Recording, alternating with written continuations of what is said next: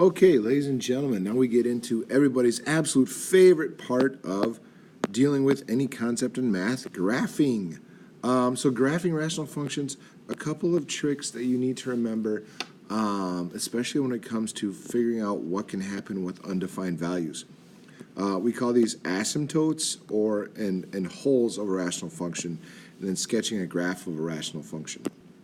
So functions we talked about so far. We talked about lines, talked about quadratics, talked about square roots, talked about other polynomials, things like that. Rationals are, by definition, fall into some of these categories. Okay, they might be linear, it might be quadratic, it might be a cube or a quadratic or a quartic or anything like that. But it's just going to be in kind of how it is set up. So let's take a look here. So look at this graph. I mean, it's not really like anything we've seen before. A group of students want to get their favorite teacher, Mr. Domingo's birthday gift.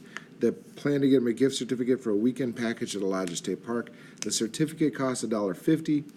If C represents the cost for each student and S represents the number of students, then here you go. That's what the graph is going to look like. All right, so if 150 students each pay $1, or if one student pays $150, that's kind of how that graph is going to look like. So a rational function would be a ratio of two polynomial functions. So polynomial, rational functions, all right there. So in rational functions, you almost never have what you call continuity. There's going to be breaks. Okay, it's not like a line or a quadratic where it was just, keep going or just keep going. Breaks occur at the excluded values. So if you take a look at this first one right here, x over x plus 3. What we've said in the past is that, a denominator can never equal 0. So I can never have 0 in the bottom. So I can say, x plus 3 can't equal 0. So x can't equal negative 3. Well, on the graph where x equals negative 3, there's going to be a hole somewhere because x can't equal negative 3. All right, or this is going to be an asymptote. All right, well, let's talk a little bit about what we're dealing with. So a vertical asymptote is going to be wherever the denominator equals 0. So if I look at this one, I notice x minus 3. So x minus 3 can't equal 0, so x can't equal 3. Well, where x equals 3, there's a vertical asymptote. All right? Now, part 2 of this is down here, holes in the graph. There is a hole in the graph at negative 2. Okay? But now, look at the function.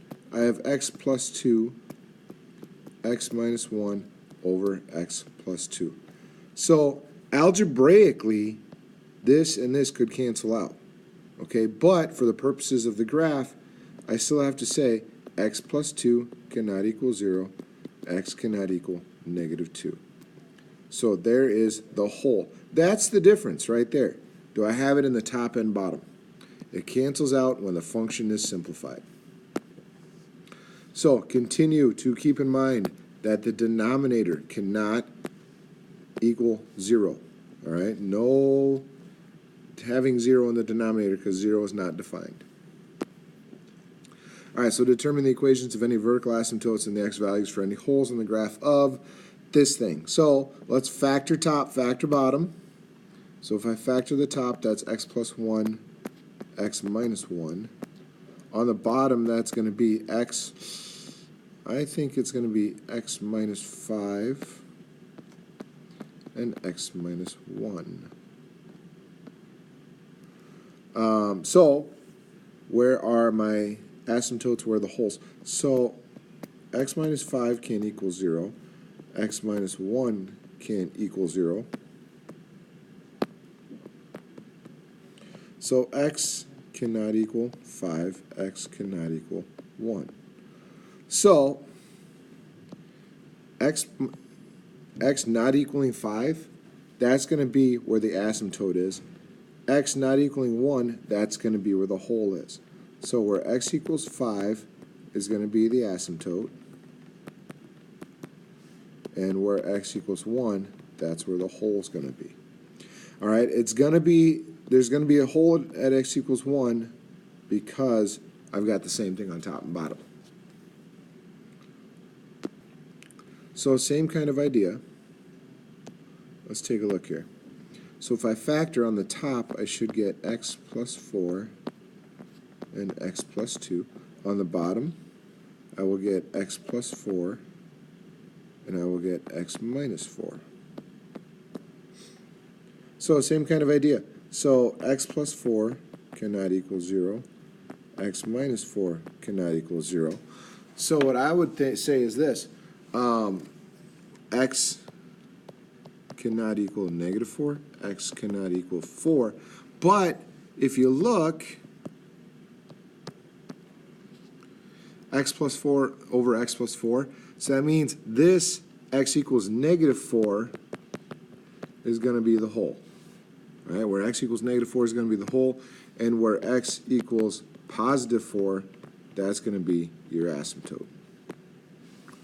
All right, so start getting used to that idea. Factoring, of course, as always, is going to play a part of this. So let's take a look at this one. So top, x plus 2, x minus 2. On the bottom, x plus 3, x plus 2. So if I start to look at this, again, bottom, you know what? X plus 3 can't equal 0. X plus 2 can't equal 0. X can't equal negative 3. X can't equal negative 2. Now, algebraically, this is what I'm saying. From the graphing standpoint, I've got x plus 2 and x plus 2. So that means at where x equals 2, there's going to be a hole in the graph. And where x equals 3, that's going to be the asymptote. Now, they're not all like this. You're not going to have a hole and an asymptote. Most of the time, you're going to have one asymptote or one hole. You're not going to have both. This is not. I'm just kind of showing you these examples. So let's take a look at and see kind of what we're graphing here.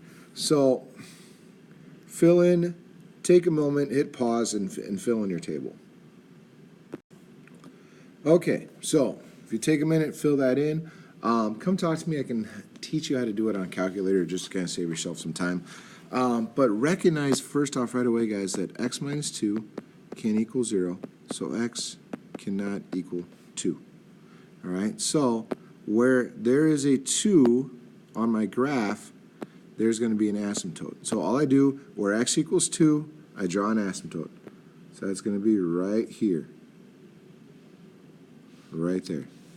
So now as I plot my points, well, at negative 2, I'm at 1/2. At negative 1, I'm at 1/3. 0, I'm at 0. At 1, I'm at negative 1. So it's going to look kind of like this. Once I jump over to 3, I'm up here at 3.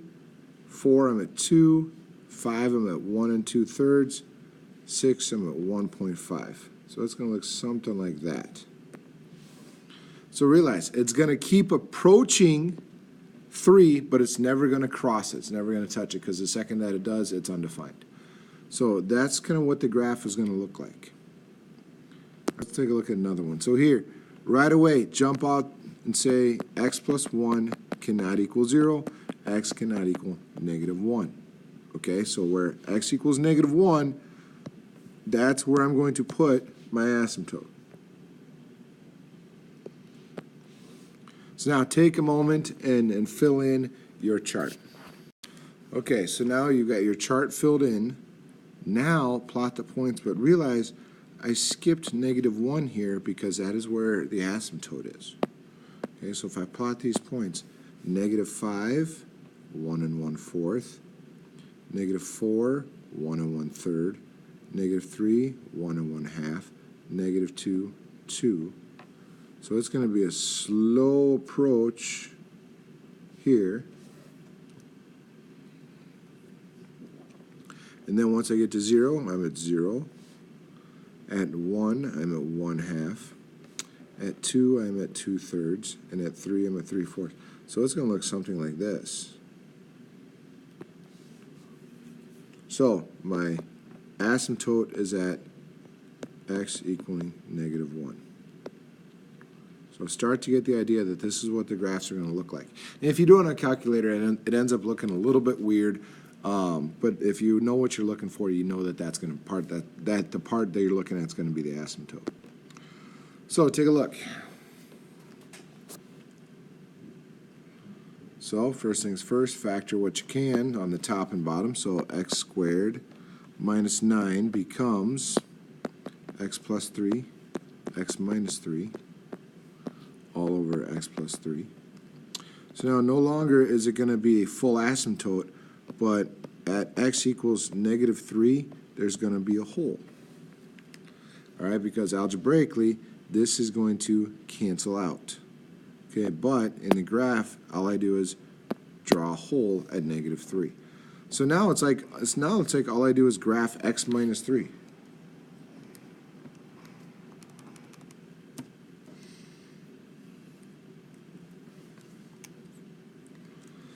Except at -3, I've got a hole. So if I plot this and y equals x minus 3, I'm down here at -3 going up. But once I get down here to where x equals -3, or x equals -3, I'm going to put a hole right there and then just kind of keep my line going. So my line actually looks like this.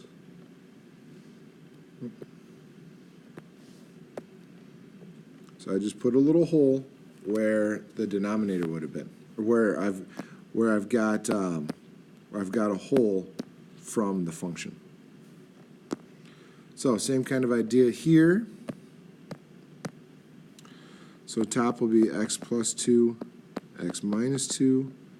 Bottom will be x minus 2. So again, algebraically, these two cancel out, but x minus 2 can't equal 0, so x can't equal 2. So I graph my line, I graph this function, which ends up being a line, x plus 2, because that's all that's left up here. So plot that point, but where x equals 2, I put a hole.